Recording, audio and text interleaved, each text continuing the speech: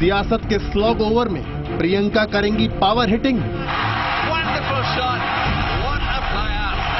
2019 की सियासी ट्रॉफी कांग्रेस को जिताएंगी प्रियंका।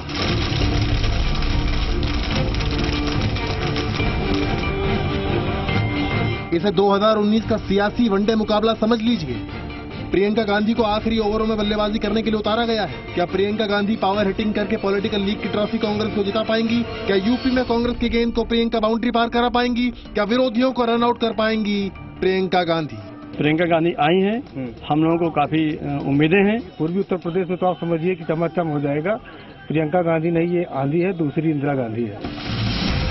बस यूं समझ लीजिए कि 2019 की सियासी कमेंट्री अब कुछ यूं ही चलेगी।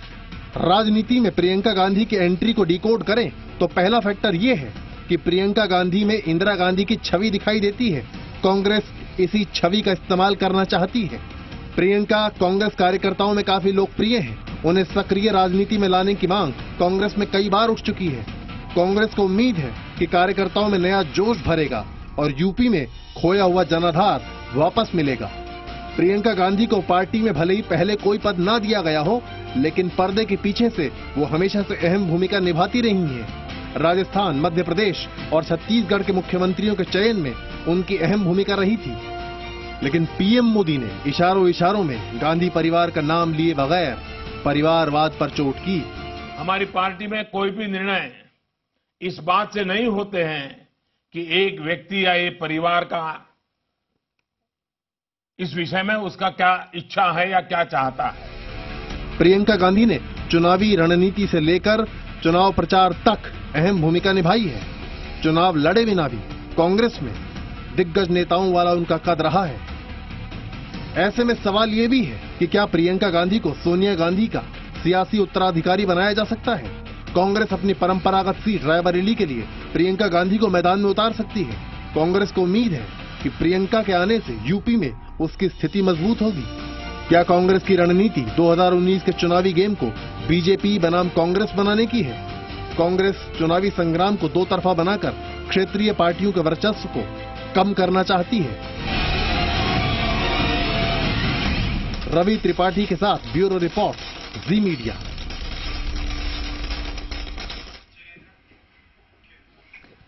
आज ही प्रियंका गांधी की सियासत में औपचारिक तौर पर एंट्री हुई और आज ही पीएम मोदी ने इशारों में परिवार पर हमला बोला।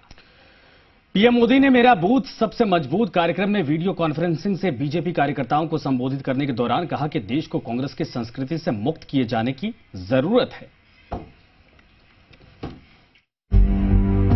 जवाहरलाल नेहरू, इंदिरा गांधी, राजीव गांधी, सोनिया गांधी, राहुल गांधी, प्रियंका गांधी,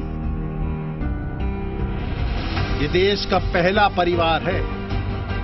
इसी परिवार के किसी सदस्य ने आजादी के बाद 38 साल तक देश पर राज किया और मनमोहन सिंह के प्रधानमंत्री रहने के दौरान सत्ता का केंद्र सोनिया गांधी ही थी। यानी 48 साल तक देश पर इसी परिवार का बोलबाला रहा और अब 2019 में भी इसी परिवार का चिराग प्रधानमंत्री पद का दावेदार है। पीएम मोदी ने नए साल के पहले ही दिन परिवार के भ्रष्टाचार पर वार किया था कि इस देश का फर्स्ट फैमिली जिसको बना बोला जाता था, 4 पीढ़ी से जिन्होंने देश को राज किया है, उनको जमानत पर निकलना पड़े और वो भी पैसों की हेराफेरी में। ये बात अपने आप में बहुत बड़ी है। पीएम मोदी ने देश से यह सवाल भी पूछा था कि क्या वजह है कि इतने लंबे समय तक एक परिवार के राज में देश का विकास तेजी के साथ क्यों नहीं हुआ।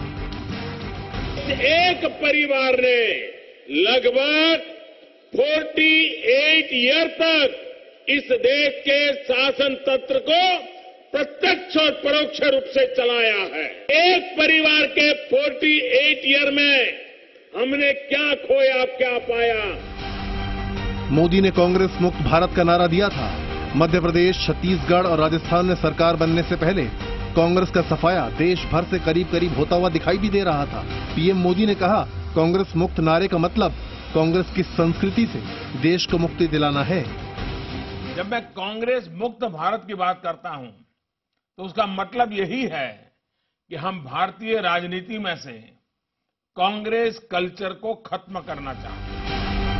परिवारवाद की इस राजनीति पर देश हित सवाल पूछता है, 2019 का रण मोदी बनाम खानदान होने जा रहा है। क्या किसी एक सियासी परिवार से ही देश का प्रधानमंत्री होना चाहिए? क्या ये तय नहीं है कि अगर कांग्रेस की जीत हुई तो प्रधानमंत्री पद का उम्मीदवार परिवार से ही होना तय है? क्या लोकशाही में एक प्रकार की राजशाही से छुटकारा नहीं मिलना चाहिए?